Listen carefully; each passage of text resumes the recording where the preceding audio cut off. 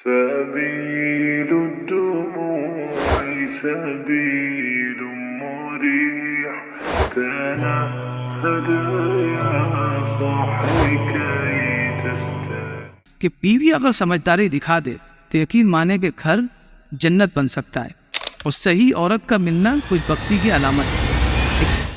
آج کے ہمارے اس خطاب کا عنوان ہے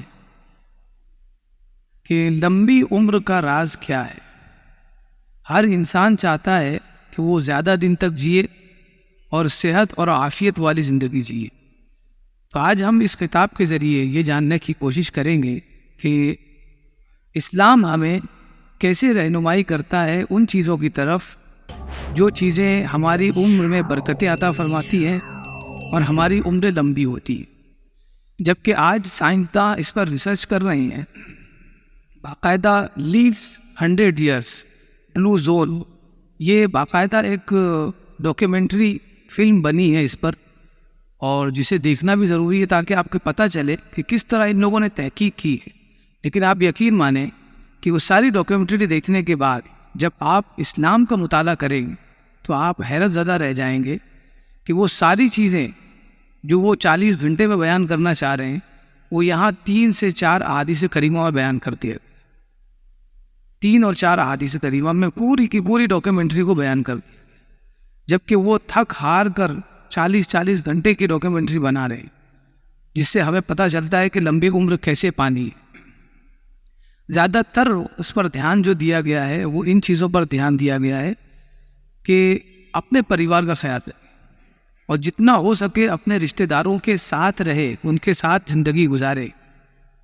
جبکہ ہمارا ماننا یہ ہے کہ لمبی عمر اچھے کھانے سے ملتی ہے، بہترین کھانا ہو، بہترین ہوا ہو، تب جا کے لمبی عمر ملتی ہے۔ یہ بالکل اس کے لیے ضروری ہے فطری طور پر، لیکن اس کے ساتھ ساتھ خاندان کا ہونا، بال بچوں کا ہونا، پریوار کا ہونا، یہ بہت ضروری ہے۔ اگر آپ کے پاس بہت اچھا کھانا ہے، بہت اچھی آب و ہوا والے شہر میں آپ رہتے ہیں، اس کے باوجود اگر آپ کے پاس اچھی بیوی نہیں ہے فرما بردار، اور آپ کے بچے آپ کے فرما بردار نہیں ہیں، تو پھر آپ کے لیے زیادہ لمبی زندگی اس لیے نہیں ہے کہ صرف اچھی ہوا لینے سے آدمی کی عمر لمبی نہیں ہوتی اور اچھا کھانا کھانے سے عمر لمبی نہیں ہوتی، ورنہ بہت اچھا کھانا کھانے والے لیکن ان کی عمریں بہت کم تھی۔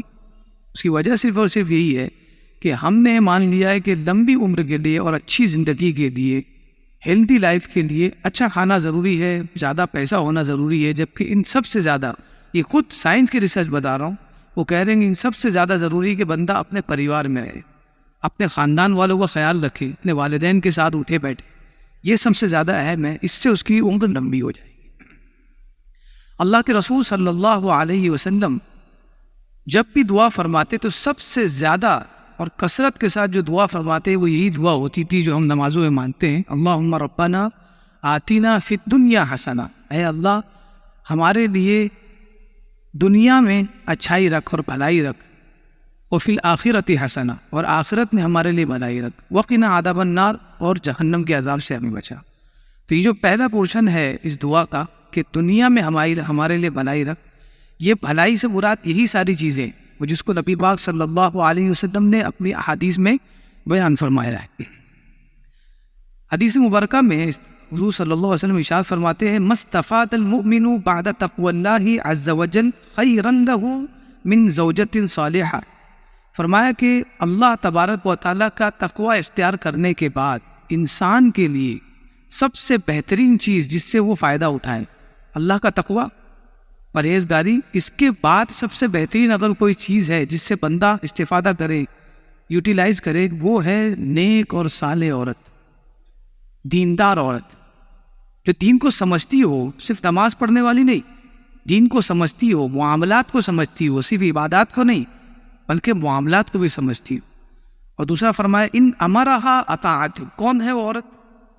نیک عورت سے مراد کیا ہے؟ ہمیں سمجھ رہے کہ بس 24 گھنٹہ مصلی بچھا کر نماز پڑھتی ہو تو وہ نیک ہے، لیکن حضور نے اس کی بھی تعریف بتا دی ڈیٹیل کے ساتھ۔ فرمایا اگر تم اسے حکم دو تمہاری اطاعت کرے، اگر اچھائی کا حکم دو تو وہ تمہاری اطاعت کرے گی، وَإِن نَظَرَ إِلَيْهَا سَرَّتْ، اگر تم اسے اس کی طرف دیکھو تو تم خوش ہو جاؤ۔ یعنی یہ نہیں کہ وہ تیوریاں چڑھائے ہوئے ہو، ہمیشہ غصے میں رہے اور کسی نہ کسی کام کا ٹینشن لے کے جب اس کی طرف آپ دیکھو یا اس سے بات کرنا چاہو تو بجائے اس کے کہ آپ اپنے مارکیٹ سے جو ٹینشن لے کر آئے ہیں وہ اتارے، وہ اور دوبارہ اور آپ کے اندر ٹینشن ڈالتے ہیں کہ میں بڑی پریشان ہوں ان کاموں سے. کہا کہ جب اسے دیکھو تو آپ کو خوشی محسوس. وَإِنْ أَقْسَمَ عَلَيْهَا أَبَرَّتْهُ، اور جب بندہ اس سے کوئی قسم دے تو قسم کو پورا کرے. بہت بڑا ٹاسک ہے، کوئی آپ کو قسم دے اور اس قسم کو آپ پورا کر دیں.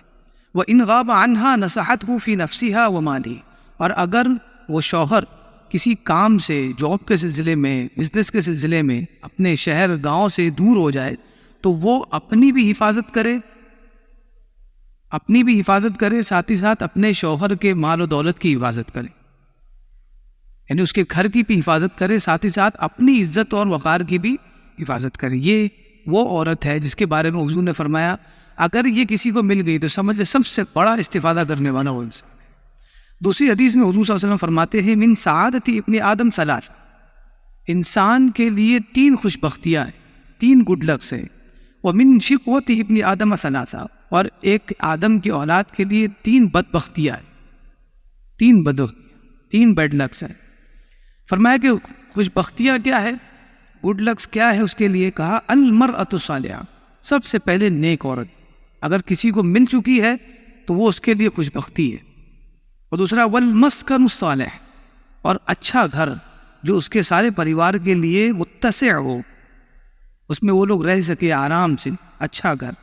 والمرکب الصالح، اور اچھی سواری، ایسی سواری نہ ہو کہ وہ آدھے راستے میں خراب ہو جائے بلکہ سواری بھی اس کی اچھی ہو اس زمانے کے اعتبار سے. اور فرمایا کہ ابن آدم کے لیے 3 چیزیں ایسی ہے جو اس کے لیے بدبختی کا سبب ہے.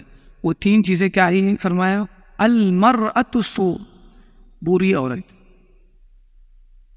والبیت السوء، اور جو گھر اس کے لیے متسع نہ ہو، یعنی وہ اس گھر میں لوگ رہ نہ پائے، اتنا چھوٹا ہو، بے پردگی ہو جائے.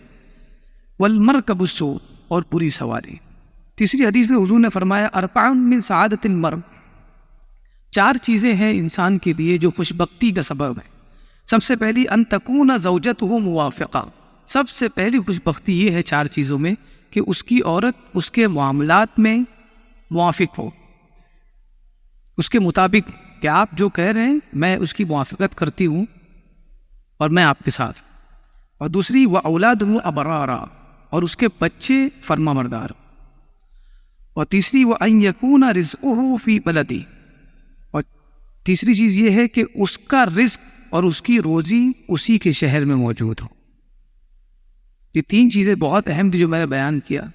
سب سے پہلے کہ اس کی عورت نیک اور صالح ہو اور جو وہ کہے اس پر موافقت کرے، اور دوسری وہ کہ اس کے اولاد اس کے لیے فرما بردار ہو، اور تیسرا یہ کہ اس کا رزق اسی کی سٹی میں، اسی کے شہر میں ہو. یہ بہت اہم ہے. یعنی آپ سمجھ دیں کہ آپ کا رزق آپ ہی کے شہر میں ہے لیکن آپ کی اولاد آپ کے لیے اچھی نہیں ہے، فرما بردار نہیں ہے، کوئی فائدہ نہیں ہے. دنیا بھر کا کمال یہ سب برباد ہے. اور اگر اولاد نیک ہے لیکن آپ کا رزق باہر ہے تو اولاد کو پھر بد بننے میں زیادہ ٹائم دینا نہیں، کہ آپ تو تربیت کے لیے گھر ہے ہی نہیں، تو اولاد کی تربیت کون کرے گا؟ تو یہ بھی ایک بڑا مسئلہ ہے. اولاد بھی نیک ہو، رزق بھی یہاں ہو، لیکن عورت اچھی نہ ہو.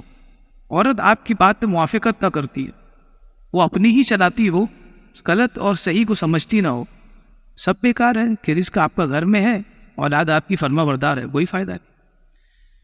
یہ احادیث بہت اہم تھی. اب اس کے بعد ایک سب سے اہم چیز جو بتانی یہ ہے کہ ہم یہ سوچ رہے ہیں ان آیت کریمہ کو پڑھنے کے بعد اور احادیث کو پڑھنے کے بعد کہ عورت کا صحیح ہونا ضروری ہے اور صحیح عورت کا ملنا خوش بختی کی علامت ہے. لیکن عورت کا یہ اعتراض ہو سکتا ہے، عورتیں اگر سن رہی ہو، کہ صرف عورت ہی نیک ہو، عورت ہی صحیح ہو، درست ہو، عورت ہی صالحہ ہو، مرد کے لیے اس میں کوئی شرائط اور کنڈیشن نہیں ہے. مرد کیسا بھی ہو اس کو عورت جھیلے، بس یہی ایک شرط ہے، تبھی مرد کے لیے خوشحالی ہوگی. عورت کے لیے خوشحالی کیا ہے اگر مرد خراب ہو جائے؟ مرد اگر دارو پیتا ہو، جوئے کھیلتا ہو اور دنیا بھر کے قرض لے کر رکھا ہو اور وہ سارے ٹینشن گھر میں لاتا ہو تو بیوی کیا کرے؟ تو اس کے لیے بھی اللہ تبارک و تعالیٰ نے ارشاد فرمایا، جب حضرت زکریا علیہ السلام نے دعا فرمائی کہ اللہ مجھے کوئی ولی عطا فرما دے، جو میرے بعد میری نبوت کو سنبھالے. تو اللہ تبارک و تعالیٰ نے ان کی دعا قبول فرمائی اور اس کے بعد ان کو اس لائق بنایا کہ وہ بچہ پیدا کر سکے. حضرت یحییٰ علیہ السلام، زکریا علیہ السلام اس لائق بنایا.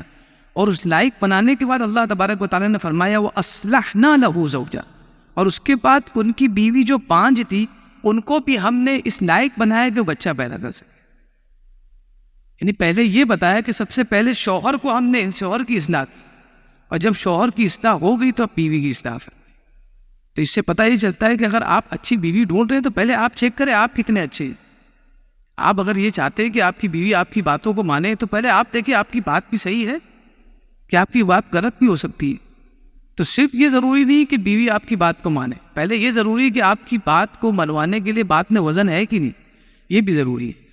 ایک آخری بات اور واقعہ جو اس پوری احادیث کو گھیرتا ہے اور یہ واقعہ بتاتا ہے کہ انسان کیسے عمر دراز پاتا ہے.